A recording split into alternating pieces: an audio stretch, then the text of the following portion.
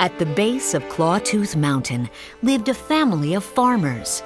The smallest one was named Arlo.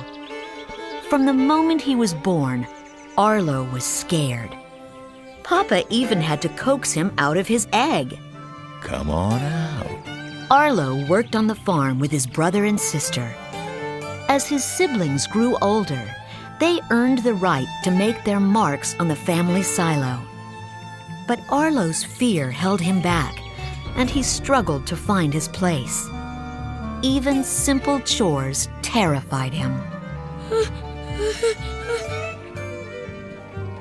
Years passed, and a gap was left on the silo as Arlo continued looking for a way to make his mark. One night, Papa nudged Arlo into an open field.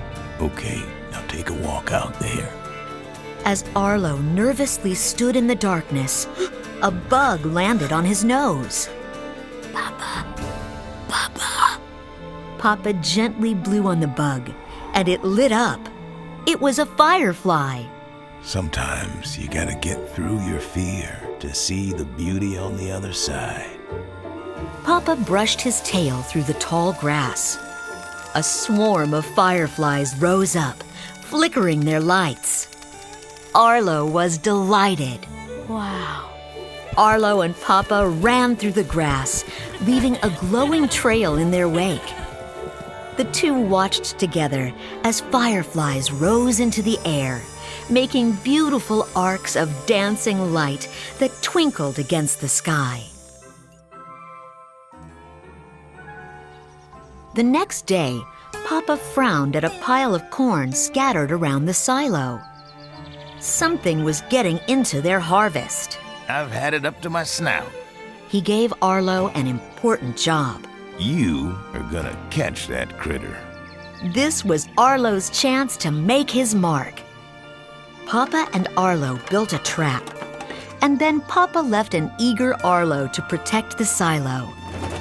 But when the trap rattled, Arlo froze. The critter inside looked hurt. Arlo felt sorry for the critter, so he opened the trap. Okay, you're free. When Papa found out that Arlo had set the critter free, he was not happy. He knew Arlo had to get over his fear, or he would never make his mark. We're gonna finish your job right now. Papa and Arlo went off to find the critter, following its tracks into the wilderness. Arlo was nervous. But Papa, what if we get lost? As long as you can find the river, you can find your way home. As they searched, a storm hit. The ground trembled, and a surge of water roared toward them. Papa threw Arlo to safety, but couldn't save himself. The flood swept him away, and he disappeared into the river. With Papa gone, life on the farm was hard. Winter was approaching, and the family had to get the harvest in. Arlo was determined to help. Don't worry, Mama. I won't let us starve. He put a load of corn on his back and carried it to the silo. When Arlo arrived at the silo, he was surprised to find the critter inside, chomping on a corn cob. Seeing the critter made Arlo angry. My Papa would still be alive if it weren't for you! Arlo chased the critter to the river, trying to get the corn cob back. The critter startled Arlo. Arlo jumped back, and they both fell in the water. The current pulled Arlo farther and farther from home. He gasped for air and tried to stay afloat. Help! Mama! Mama! Mama! The river tossed Arlo about, turning him around and around until he didn't know which way was up. Suddenly, the water swept Arlo toward a huge boulder. Bam! Everything went black. When Arlo opened his eyes, he found himself on a sandbar in the middle of the river. He heard a howl and looked up. The critter was looking down at him from a ridge. Arlo struggled out of the river and up the ridge. By the time he made it to the top, the critter was gone. Arlo looked around. Nothing seemed familiar. Where's home? Then he remembered Papa's words. As long as you can find the river, you can find your way home. Frightened and alone, Arlo walked back toward the water. As Arlo followed the river, it started to rain. He tried to build a shelter. From their burrows, creatures laughed as the rain poured in on Arlo.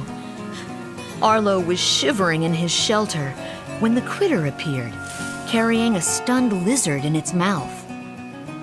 The critter dropped the lizard in front of Arlo, offering it to him as a snack. When Arlo showed no interest, the critter fetched a giant bug.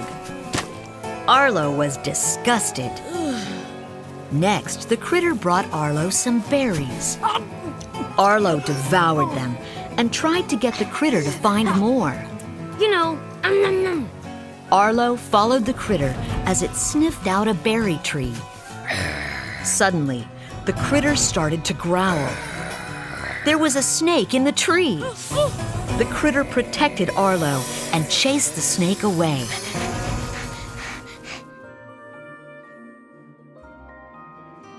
Just then, a voice came from the woods. That creature protected you. Why? Arlo frowned. I don't know. Hidden among the trees was a mysterious Styracosaurus. He wanted the critter to protect him. Arlo was not so sure. Wait, he's with me. The Styracosaurus meditated for a moment and then opened one eye. I name him, I keep him. Killer. Arlo tried to name the critter too. Robbie! Lunatic! Spot!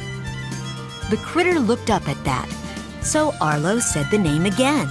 Come here, Spot! Spot pranced over to Arlo, and the two ran off. Arlo and Spot walked on, playing along the river. Spot even taught Arlo how to swim. That night, Arlo and Spot found themselves in a field of fireflies. Spot, watch this. Arlo brushed his tail through the grass. Hundreds of fireflies rose into the night sky. Spot loved it.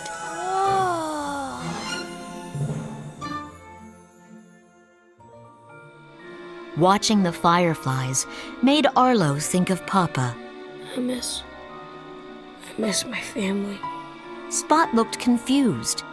He didn't understand what Arlo was saying. Arlo tried to explain. He made little dinosaur figures out of sticks. Then he drew a big circle around them. Family. Spot studied the figures. Then he fetched more sticks and made 3 human shapes. He laid 2 of them down and covered them with dirt. He was showing Arlo that his family had died. Arlo covered his figure of Papa with dirt, too. Thinking about Papa made Arlo feel sad. I miss him. The 2 friends sat next to each other and howled at the sky. Then they curled up and went to sleep. The next day, there was a terrible storm. Scared, Arlo ran from the lightning.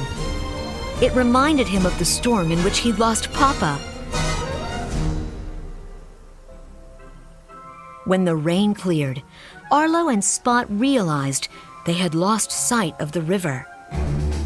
Soon, a group of pterodactyls appeared. The beasts attacked and tried to capture Spot. No! Spot! Arlo put his friend on his back and ran as fast as he could. Overhead, the pterodactyls chased after them. Hearing Arlo's cries, some Tyrannosaurus rexes headed toward the friends. But instead of attacking Arlo and Spot, the T-Rexes fought off the pterodactyls. The T-Rexes were looking for their herd of longhorns. Arlo made a deal with them. If Spot could find the herd, they would lead Arlo to a watering hole where he could ask for help. Come on, Spot. Sniff it out, boy. Spot followed the scent to the longhorns. Raptors had taken them. Arlo was frightened, but he and Spot helped fight to get the herd back. For the first time, Arlo had a reason to be proud of himself.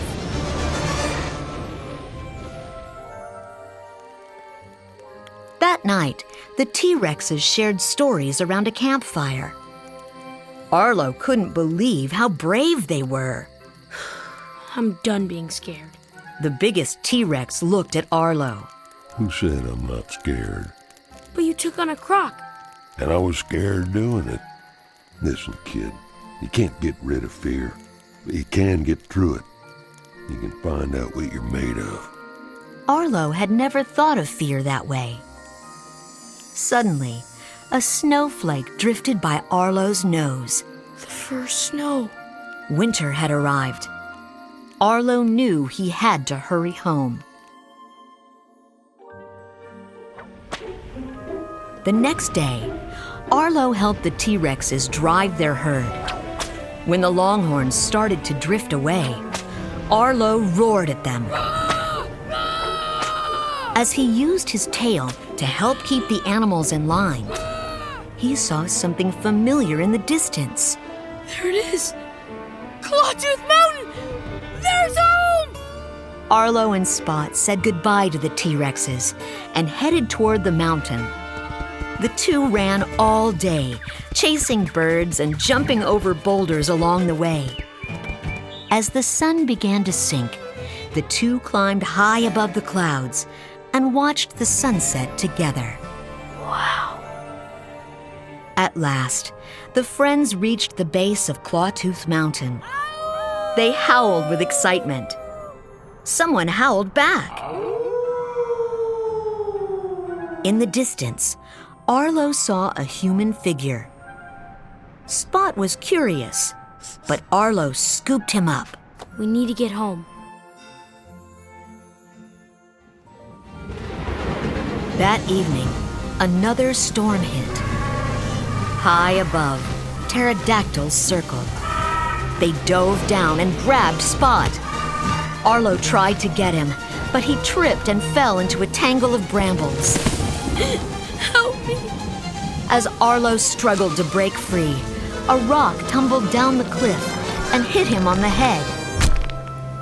Knocked unconscious, Arlo dreamed of his papa. Come on, Arlo. We gotta move.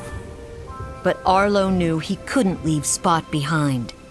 Spot needs me, so I gotta go help him. Because I love him. Papa smiled. He knew Arlo had it in him. He told Arlo to go take care of the critter. Suddenly, Arlo woke up. Determined, he broke out of the brambles and took off to find Spot.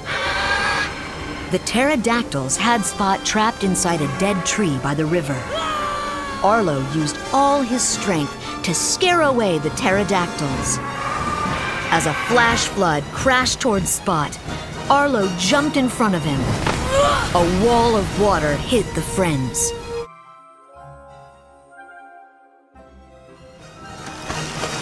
Arlo tried to swim towards Spot, but the rapids were too strong.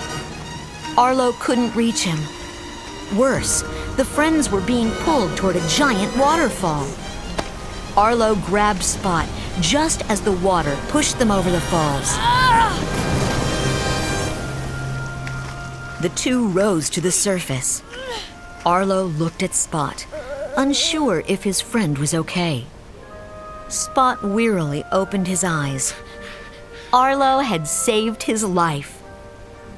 Relieved and exhausted, Arlo closed his eyes and took a deep breath. They had both made it. The rain had stopped and the sky was clear. The friends climbed to the top of a ridge. Looking down, they could see the farm. Arlo and Spot were happy to be close to the end of their journey. We're home, Spot. Suddenly, someone howled. The human figure Arlo had seen earlier appeared. The man was soon surrounded by his family. Spot approached the group curiously. Arlo watched as they circled Spot, rubbing his head and smiling. Spot hopped back up on Arlo's back, but Arlo nudged him toward the family. He drew a circle around them, as he had with the family of stick figures. He knew Spot was home. The friends tearfully hugged, then sadly howled to each other as Spot and his family walked into the woods together.